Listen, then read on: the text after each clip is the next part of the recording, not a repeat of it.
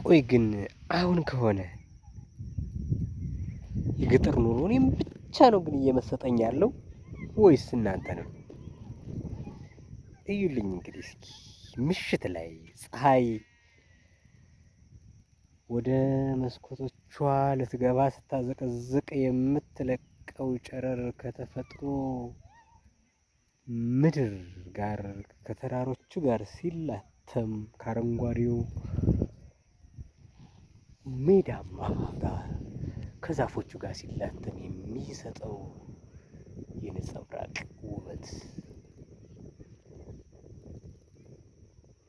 እና ያንን የከተማ ዓለም የኳኳታ ኑሮ ትተው ገጠር ስምጥ ብለህ ግባ የሚለኝ እኔም ብቻ ነው ወይስ እናንተ ነው? እያት እስኪ እችን ከብት በቃ ስና እርግጥ ብላ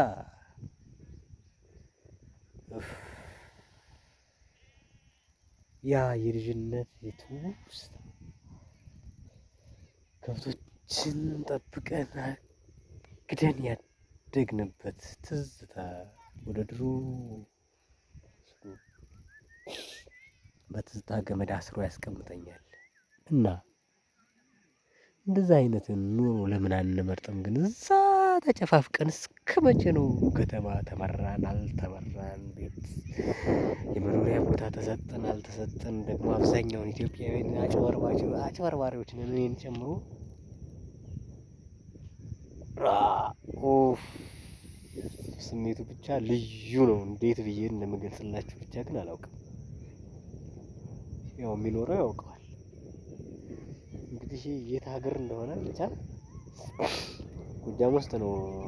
እንግዲህ እዚህ ቀዬ ላይ ነው ያደግኩት። ለበአል ለትንሳኤ እንደመጣሁ ድንገት እስኪ ሜዳ ልውጣና ልዝናና እስኪ ያለውን አየር ልቀይ ብዬ ስወጣ ከብቶቹ ሜዳው ላይ ይግጣሉ፣ ልጆች ይቦርቃሉ። ልዩ ሆነ የተፈጥሮ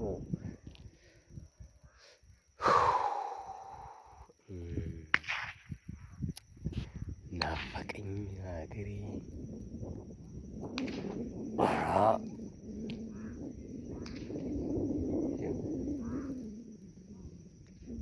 ወንዝ ዳር